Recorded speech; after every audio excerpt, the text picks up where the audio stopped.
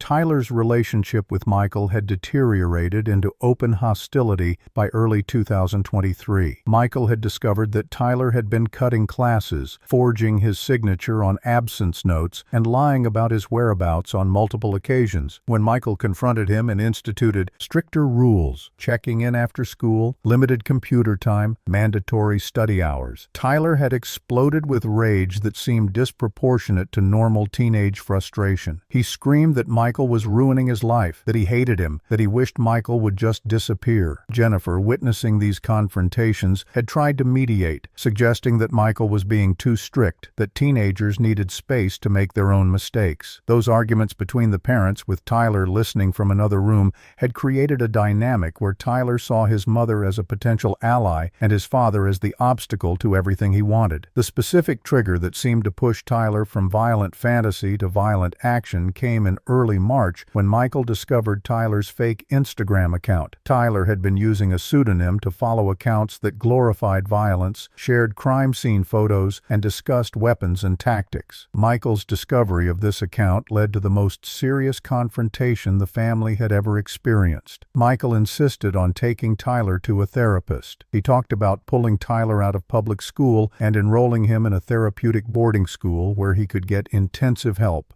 He told Tyler that privileges were gone indefinitely. No phone, no computer except for supervised homework, no time with friends, until Tyler could demonstrate genuine change. Tyler had sat through this lecture with a blank expression, saying nothing. His jaw clenched so tightly that Jennifer could see the muscles working. What Michael and Jennifer didn't know was that Tyler had made his decision during that conversation. He wasn't going to therapy. He wasn't going to a boarding school. He wasn't going to accept the restrictions or the consequences. Somewhere in his 14-year-old mind, a line had been crossed from resentment to murderous intent. In his bedroom that night, Tyler had searched how to access locked gun cabinet and do teenagers get life in prison. He had searched best time to kill someone in their sleep and how police solve murders. He wasn't asking whether he could do it. He was planning how he would do it and calculating whether he could get away with it. The answer he arrived at was yes. He was young enough that the system would go easy on him, smart enough to stage it properly, and justified enough in his own mind that he felt no moral hesitation. The psychological profile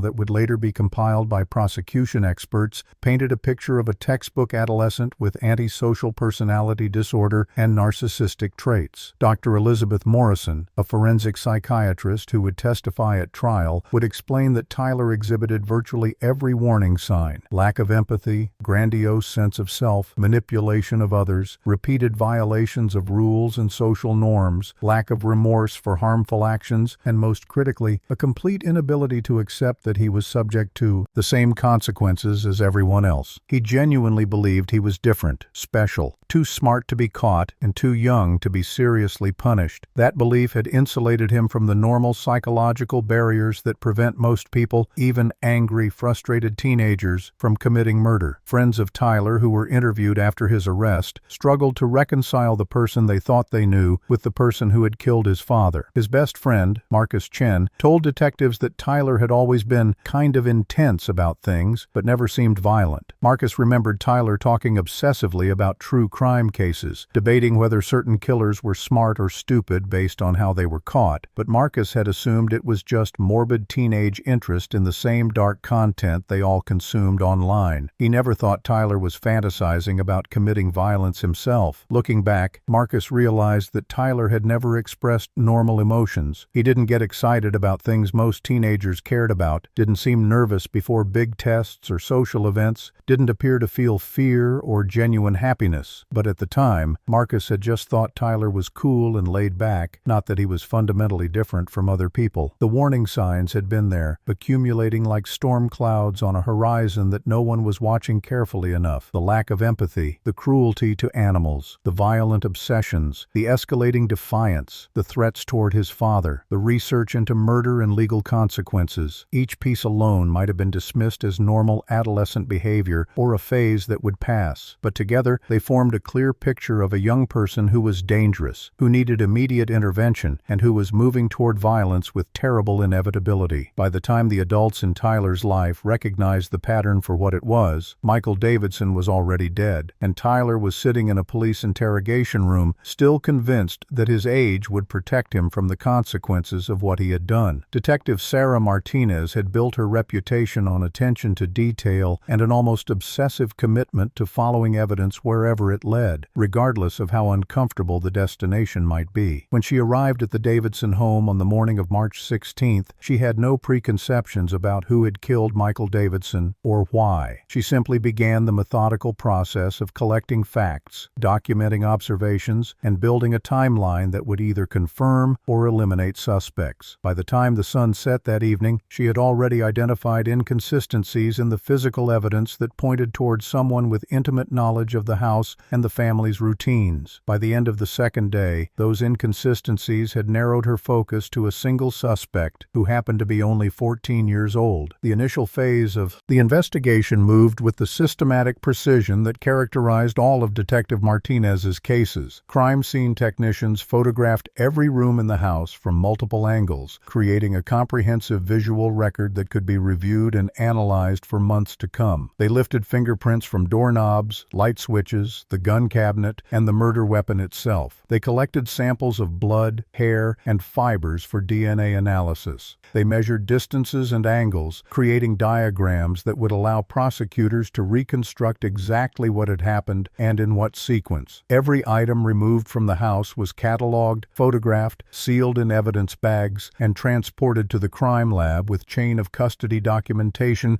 that would ensure nothing could be challenged in court on procedural grounds. The interviews began within hours of the murder's discovery, starting with the most obvious witnesses and expanding outward as the investigation developed. Jennifer Davidson, still in shock and heavily sedated by the time Detective Martinez sat down with her late on March 16th, provided what details she could remember about the previous evening and the morning's discovery. She described Michael going to bed around 10:30, their brief conversation about his plans for the next day at school, the normalcy of everything until she woke to find him gone from their bed. Her hands shook as she signed her statement, her eyes red and swollen from crying. Detective Martinez noted Jennifer's genuine distress, but also noted what Jennifer said about Tyler's unusual calmness that morning, a detail that would prove significant. Emma Davidson, only 11 years old and staying with her maternal grandparents after being removed from the crime scene, was interviewed by a specialist trained in talking with traumatized children. Emma told the interviewer that she had been asleep in her room the entire night and hadn't heard anything unusual. She hadn't known anything was wrong until she heard her mother screaming and saw police cars in the driveway. When asked about her family dynamics, Emma said quietly that her dad and Tyler had been fighting a lot lately, that Tyler had been really mad about being grounded and losing his phone. The interviewer noted that Emma seemed almost afraid to talk about Tyler, choosing her words carefully as if worried about saying something that might get her in trouble. Tyler himself was interviewed on the afternoon of March 16th, before he had been identified as a suspect, while investigators were still gathering evidence and processing the scene. scene. Detective Martinez conducted the interview with a youth services officer present, following all protocols for interviewing a minor. Tyler sat in the interview room at the police station with his mother beside him. Jennifer had insisted on being present, still believing at that point that her son was simply a witness who might have information helpful to finding whoever had killed her husband. Tyler's demeanor during that initial interview was notable for how unremarkable it was. He showed no signs of grief or distress. He answered questions in a flat, matter-of-fact tone, providing just enough information to appear cooperative without volunteering anything extra. Tyler told investigators he had stayed up watching television in the living room until around midnight, then gone to bed. He hadn't heard any gunshots or unusual sounds. He hadn't seen anyone entering or leaving the house. He had woken up around 6 in the morning, gone downstairs for breakfast, and been eating cereal when his mother came down asking about his father. No, he told Detective Martinez, he had no idea who might want to hurt his dad. His father was a teacher. Everyone liked him. The words were appropriate, but the delivery was emotionless, as if Tyler were reading from a script rather than discussing his father's violent death. Detective Martinez made note of this disconnect, watching Tyler carefully as she asked increasingly specific questions about the timeline and his activities. The interview lasted 40 minutes, and throughout its duration, Tyler never cried, never showed anxiety, never displayed any of the behaviors investigators typically saw in traumatized family members. When Detective Martinez asked if Tyler had any concerns about his own safety, whether he was worried that whoever killed his father might come back, Tyler simply shrugged and said he guessed he hadn't thought about it. Jennifer, sitting beside him, seemed disturbed by his lack of reaction, glancing at her son with an expression that mixed confusion with dawning concern. At the interview's conclusion, Detective Martinez thanked them both for their cooperation and said investigators would be in touch if they had additional questions. She watched Tyler leave the station, noting how he walked with normal posture and pace, showing none of the physical manifestations of grief or fear. While Tyler and Jennifer were still at the police station that afternoon, forensic technicians were making discoveries at the house that would transform Tyler from witness to primary suspect. The gunpowder residue tests came back first, and the results were definitive. Michael Davidson had no gunpowder residue on his hands, which was expected since he was the victim. Jennifer had trace amounts that were consistent with environmental contamination, particles that had transferred from surfaces in the house after the shooting. But Tyler's hands and the cuffs of the shirt he had been wearing showed significant concentrations of gunpowder residue in patterns consistent with firing a weapon, not merely being in proximity to one. The forensic analyst who processed the samples noted that the distribution and density of the particles matched what she would expect to see on a shooter's hands and clothing. The second major breakthrough came from the crime scene reconstruction team's analysis of the blood spatter, bullet trajectory, and physical evidence in the master bedroom. The angle and location of the shot, combined with the position of Michael's body and the location where the rifle was found, allowed investigators to determine with considerable precision where the shooter had been standing. Based on the trajectory analysis, the shooter had been positioned in the bedroom doorway, approximately 7 feet from where Michael lay sleeping. The shot had been fired from a standing position,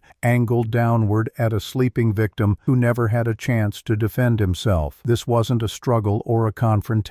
This was an execution carried out by someone who had approached deliberately, aimed carefully, and fired with lethal intent. The physical evidence was damning, but Detective Martinez knew that proving Tyler had fired the weapon wasn't the same as proving premeditated murder. Defense attorneys could argue accident, could claim the boy had been sleepwalking, could construct any number of explanations that might create reasonable doubt in a jury's mind. What Martinez needed was evidence of planning, of intent, of conscious decision-making that would demonstrate this wasn't a tragic mistake, but a calculated killing. That evidence would come from the digital world where Tyler had left a trail he believed he had erased. On March 17th, the day after Michael's body was discovered, a search warrant was executed on Tyler's laptop, phone, and tablet. The digital forensics team began the painstaking process of recovering data that Tyler thought he had deleted permanently. Computer forensic specialist Aaron Webb had been extracting collecting digital evidence for the Columbus Police Department for 8 years, and he had seen almost every method people use to hide their online activities. Deleted browser histories, cleared cache files, factory reset phones. None of it actually removed data completely. It simply told the device to treat that storage space as available for new information. With the right tools and enough expertise, almost anything could be recovered unless someone had used military-grade wiping software, which few civilians even knew existed. Tyler, for all his research into criminal methodology, had simply used his browser's clear history function and deleted text messages through his phone's normal interface. To Webb, recovering that information was routine work that took time but required no extraordinary measures. What Webb found in Tyler's deleted search history was a prosecutor's dream and a defense attorney's nightmare. The searches stretched back 18 months, creating a timeline of escalating violent ideation that was impossible to explain away as casual curiosity. In September 2021, Tyler had searched "Why do people kill their parents?" and famous cases of kids killing parents. By December 2021, the searches had become more specific. How hard is it to shoot someone? And do people wake up when you shoot them? In March 2022, exactly 1 year before Michael's death, Tyler had searched "Where do people keep guns in their house?" and "How to pick a gun cabinet lock." The searches showed a clear progression from general interest to specific planning, from theoretical curiosity to practical preparation. The most damning searches had occurred in the 3 weeks immediately preceding the murder. On February 24, 2023, the same day Michael had confronted Tyler about the fake Instagram account and threatened boarding school, Tyler's search history exploded with activity. How to make murder look like robbery. Do minors get tried as adults for murder? What is the youngest age someone got life in prison? How to break into a gun safe without a key. Best time to kill someone when they're asleep. The specificity and frequency of these searches demonstrated consciousness of guilt. Tyler knew what he was planning was wrong, knew there would be consequences, and was actively researching how to minimize those consequences by staging the scene and relying on his age for leniency. Tyler's YouTube history was equally revealing. He had watched dozens of interrogation videos, studying how suspects behaved under questioning, learning what mistakes led to their confessions. He had watched documentaries about criminal profiling and forensic science, apparently trying to educate himself about how investigations worked. Most disturbingly, he had watched videos about specific cases where teenage killers had received relatively light sentences, bookmarking segments where defense attorneys successfully argued that their juvenile clients' brains weren't fully developed and therefore they shouldn't be held to adult standards of culpability. Tyler had been building his own defense strategy before he even committed the murder,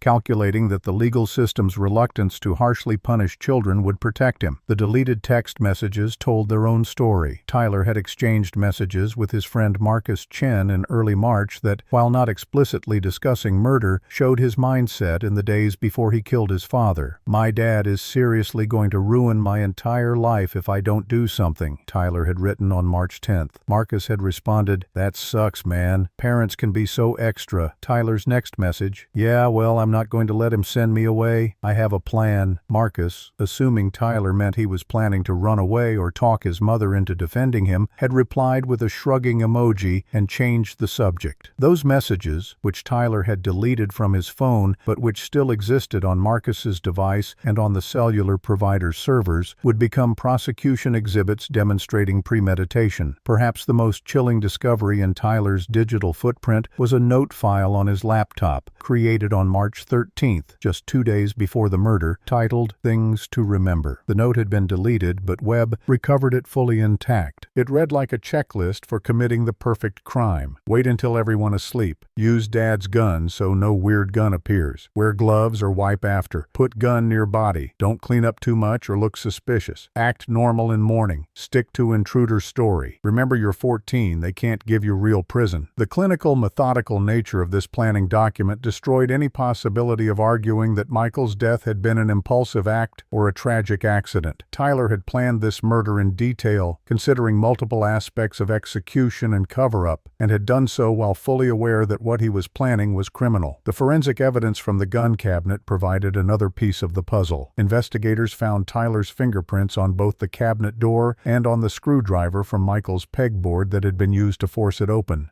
The scratches and pry marks on the lock mechanism matched the tip of that specific screwdriver. Tyler's fingerprints were also on the ammunition box, on several individual bullets, and, most significantly, on the rifle itself in locations that couldn't be explained by casual contact. His prints were on the trigger, the stock, and the barrel in a pattern consistent with someone who had loaded, aimed, and fired the weapon. The crime scene team had also found fibers from Tyler's bedroom carpet on the rifle's stock, suggesting the gun had been in his room at some point, probably while he was familiarizing himself with it before carrying out his plan. By March 18th, 72 hours after Michael Davidson's murder, Detective Martinez had assembled a case that she knew was strong enough for an arrest warrant. She met with Assistant District Attorney Rebecca Cole to present the evidence package. Gunpowder residue on Tyler's hands and clothing, digital evidence showing 18 months of planning and research, the things to remember checklist, text messages indicating motive and intent, forensic evidence placing Tyler at the scene with the murder weapon, and the complete absence of any evidence supporting the intruder theory Tyler had tried to establish. Cole reviewed the materials for 3 hours, asking detailed questions about chain of custody, the reliability of the digital forensics, and the strength of each piece of evidence. At the end of that meeting, she made the decision that would set Tyler Davidson's fate in motion. They would charge him as an adult with first-degree murder and seek life without parole. The arrest warrant was signed by Judge Patricia Williams at 4:47 p.m. on March 18, 2023. Detective Martinez assembled a team of 4 officers to execute the warrant, knowing that arresting a 14-year-old boy for murdering his father would draw media attention and community scrutiny. They arrived at the Davidson home at 6:15 p.m., just as the early spring darkness was settling over Maple Grove subdivision. Jennifer answered the door, her face pale and drawn from 3 days of grief and stress. When Martinez explained that they had a warrant for Tyler's arrest, Jennifer's legs buckled and she had to steady herself against the door frame. "No," she whispered. "No, there has to be some mistake. Tyler didn't, he couldn't have." But even as she said the words, something in her eyes suggested she was trying to convince herself rather than the detective. Tyler was in his room, headphones on, scrolling through his phone, a new one that Jennifer had given him to replace the device police had seized as evidence, not understanding that she was providing her son with another tool he would use to demonstrate his lack of remorse. When Detective Martinez knocked on his bedroom door and informed him he was under arrest for the murder of Michael Davidson, Tyler's reaction was not shock or fear or the breakdown one might expect from a child being accused of patricide. Instead, he looked almost annoyed, as if this development was an inconvenience rather than a life-altering catastrophe. He set his phone down carefully on his desk, stood up with deliberate slowness, and asked in a flat voice, "Do I really need a lawyer for this?" The question revealed everything about Tyler's mindset. He still believed this was something he could talk his way out of, that his age and his intelligence would somehow exempt him from real consequences. Detective Martinez read Tyler his Miranda rights in the presence of his mother,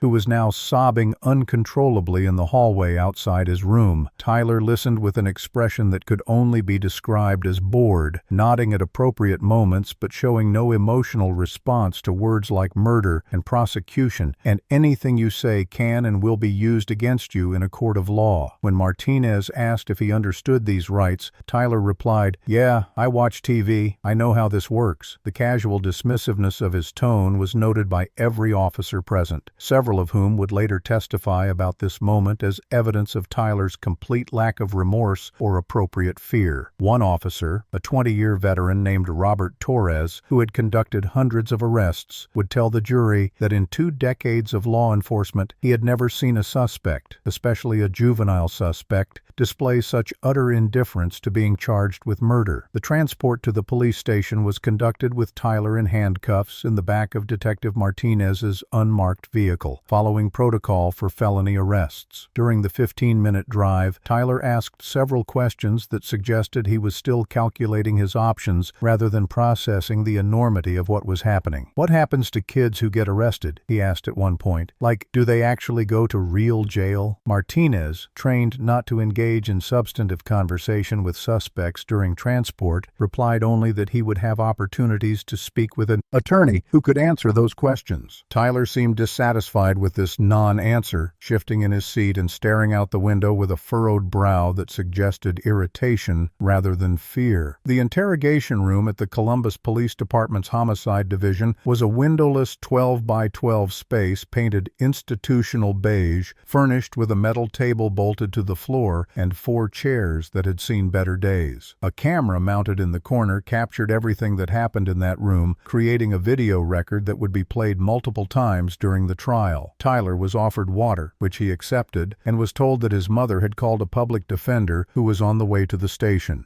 Until the attorney arrived, Detective Martinez explained, they wouldn't be asking him specific questions about the case. Tyler shrugged and said, "I don't have anything to hide anyway. I didn't do what you think I did." The voluntary statement, made before his attorney arrived and without any prompting from investigators, would later be admitted as evidence of consciousness of guilt. Tyler was already constructing his defense, already denying involvement before anyone had even accused him directly. Public Defender James Morrison arrived 45 minutes later, a harried-looking man in his early 50s who had handled hundreds of juvenile cases but had never represented someone this young on a first-degree murder charge. He met privately with Tyler for 20 minutes, and voices from that conference, Tyler's rising in frustration, Morrison's patient and low, could be heard faintly through the interrogation room door. When they emerged, Morrison looked grim, and Tyler looked sullen, as if his attorney had just told him things he didn't want to hear. Morrison informed Detective Martinez that Tyler would answer some questions but would invoke his Fifth Amendment right to remain silent on others, a strategic decision designed to appear cooperative while avoiding self-incrimination. The questioning began at 8:03 p.m. Detective Martinez started with softball questions designed to establish baseline behavior: Tyler's name, age, address, basic family information. Tyler answered these questions calmly, maintaining eye contact, his voice steady. But when Martinez moved toward the events of March 15th and 16th, Tyler's demeanor shifted subtly. He sat back in his chair, crossed his arms, and adopted a posture of defensive arrogance. When asked where he was between 11:30 p.m. and 12:30 a.m. on the night his father was killed, Tyler said he was in his room, in bed, asleep. When confronted with evidence that he had been active on social media until 11:47 p.m., Tyler claimed he must have fallen asleep with his phone still on. Each answer came with a slight edge, a tone that suggested Tyler thought the questions were beneath him. Detective Martinez then laid out the evidence methodically, watching Tyler's face for reactions. She told him about the gunpowder residue on his hands. Tyler claimed he had touched the gun after finding his father's body trying to help. She told him about the search history showing months of planning. Tyler said lots of people were interested in true crime, that it didn't mean anything. She told him about the things to remember note on his computer. Tyler's eyes flickered with what might have been surprise. He hadn't expected them to recover that, but he quickly recovered, saying he had been writing a story for English class, that it was fiction. Every explanation was immediate, almost rehearsed, suggesting Tyler had already prepared answers for the questions he expected. When Detective Martinez presented the text messages Tyler had sent to Marcus Chen, "I'm not going to let him send me away. I have a plan." Tyler's carefully constructed facade began showing cracks. His jaw tightened. His fingers drummed on the table in that same rhythm observers would later see in the courtroom. He leaned forward and said, with an edge of contempt in his voice, "That doesn't prove anything. I was talking about running away, not killing anybody. You're just trying to twist everything to make me look guilty." The statement was revealing not for what Tyler said, but for how he said it. With indignation that anyone would dare question him, with irritation at having to explain himself, with an underlying assumption that he was smarter than the detective sitting across from him and that this was all a game he could still still win. Morrison, the public defender, placed a hand on Tyler's arm and leaned in to whisper something. Tyler jerked his arm away, a flash of anger crossing his face before he controlled it. Martinez noted the interaction, understanding what it signified. Tyler didn't want guidance or legal protection. He wanted to prove he could outsmart the system on his own. When Martinez asked Tyler to explain why he had researched best time to kill someone when they're asleep, just days before his father was shot while sleeping, Morrison quickly stated that his client would not be answering questions about internet search history. But before Morrison could finish the sentence, Tyler interrupted. "Because I was curious," he said, his tone suggesting the detective was stupid for even asking. "People search weird things all the time. It doesn't mean they're planning to actually do it." The interview continued for another hour, with Martinez systematically presenting evidence and Tyler providing explanations that grew increasingly implausible and defensive. When confronted with the forensic timeline showing that Michael had died around midnight during the exact window when Tyler claimed to be asleep but had actually been awake and active online, Tyler said he must have gotten the times confused. When shown photographs of his fingerprints on the screwdriver used to pry open the gun cabinet, Tyler claimed he had used that screwdriver for various projects and it probably still had his prints from weeks earlier. For every piece of evidence, Tyler had an answer. Not a good answer, not a credible answer, but enough of an answer to maintain his belief that he was successfully deflecting suspicion. What Tyler didn't understand, what his arrogance prevented him from grasping, was that his demeanor was damaging him far more than his words. Detective Martinez had interviewed hundreds of suspects, and she had developed an instinct for distinguishing genuine denial from performance. Tyler's responses had the mechanical quality of someone following a script rather than the emotional authenticity of someone falsely accused. A truly innocent 14-year-old, confronted with evidence suggesting they had murdered their father, would have broken down in tears, would have begged to be believed, would have shown fear and confusion and desperation. Tyler showed none of those things. He showed annoyance. He showed superiority. He showed the calculating composure of someone who believed his intelligence and his age made him untouchable. That composure, captured on video and preserved for the jury to witness, would ultimately be more damning than any individual piece of physical evidence. At 9:37 p.m., Morrison ended the interview, stating that his client had cooperated sufficiently and would answer no further questions. Tyler was processed through booking, fingerprinted, photographed, and initially held in juvenile detention pending a certification hearing to determine whether he would be tried as an adult. Throughout the booking process, Tyler maintained his detached demeanor, following instructions with the bare minimum of compliance, his expression suggesting he found the entire proceeding tedious. When the intake officer asked routine questions about his mental health and whether he felt safe, Tyler rolled his eyes and said, "I'm fine. Can we just get this over with?" The officer, a woman named Patricia Ramos, who had processed countless juvenile offenders, would later describe Tyler as the coldest teenager she had ever encountered in 15 years on the job. Jennifer Davidson, waiting in the lobby of the police station, dissolved into hysterical sobbing when she learned Tyler wouldn't be released to her custody that night. She begged to see him, pleading with officers to let her talk to her son, to tell him she loved him, to somehow make sense of the nightmare her life had become. Detective Martinez, with as much compassion as the situation allowed, explained that Tyler was now in the custody of the juvenile justice system and that visitation would be determined by the detention facility's rules. Jennifer left the station hunched over as if she had been physically struck, supported by her sister who had driven down from Cleveland to be with her. In the span of 3 days, Jennifer had lost her husband to murder and her son to the justice system. The complete destruction of her family was now irrevocable. The legal machinery moved forward with procedural inevitability. District Attorney Rebecca Cole filed a motion to certify Tyler Davidson as an adult, arguing that the premeditated nature of the crime, the complete lack of remorse, and the danger Tyler posed to society warranted treating him as an adult defendant despite his age. The motion included excerpts from his search history, photographs from the crime scene, expert testimony about the planning required to execute the murder, and Detective Martinez's observations about Tyler's behavior during questioning. A certification hearing was held on April 12, 2023, before Judge Patricia Williams. Tyler attended the hearing in a juvenile detention uniform, flanked by 2 public defenders who argued passionately that their client's brain was still developing, that adolescent impulsivity and poor decision-making had contributed to the tragedy, tragedy, and that the juvenile justice system was better equipped to rehabilitate a 14-year-old than the adult criminal system would be. Judge Williams listened to 3 hours of arguments from both sides before retiring to her chambers to review the case file. When she returned 40 minutes later, her decision was unequivocal. The premeditation was undeniable. The evidence showed months of planning, not impulsive action. Tyler had researched the consequences of his intended crime, demonstrating he understood the wrongfulness of murder. He had attempted to stage the scene and construct an alibi, showing sophisticated criminal thinking. Most significantly, he had shown zero remorse, zero empathy, and zero indication that he grasped the severity of taking his father's life. "This court finds," Judge Williams stated, her voice grave and measured, "that the nature of this offense and the defendant's demonstrated maturity of judgment warrant certification as an adult. Tyler Davidson will be tried in Superior Court on charges of first-degree murder." The ruling meant Tyler would face the same potential sentences as any adult defendant, including life imprisonment, without the possibility of parole. The trial of Tyler Davidson began on September 18, 2023, 6 months after Michael Davidson's murder and 5 months after Tyler's certification as an adult. Those intervening months had been consumed with pre-trial motions, discovery exchanges, and the painstaking process of selecting a jury willing to render judgment on a child being tried for patricide. The prosecution had disclosed their evidence to the defense in multiple massive document dumps, forensic reports, digital analysis, witness statements, crime scene photographs, expert evaluations, creating a mountain of material that the two overworked public defenders struggled to process and counter. Defense motions to suppress the search history, to exclude the "things to remember" note, and to prevent the jury from hearing about Tyler's lack of remorse at the time of his arrest had all been denied. By the time the trial actually commenced, the defense team looked like boxers entering the ring already knowing they were outmatched. The courtroom where Tyler would face justice was Superior Courtroom 3 in the Jefferson County Courthouse, a formal space with dark wood paneling, high ceilings, and the seal of Ohio mounted prominently behind the judge's bench. Judge Harold Bennett, who would preside over the proceedings, was a stern-faced man of 62, with silver hair, wire-rimmed glasses, and a reputation for running an efficient courtroom with zero tolerance for theatrics or procedural gamesmanship.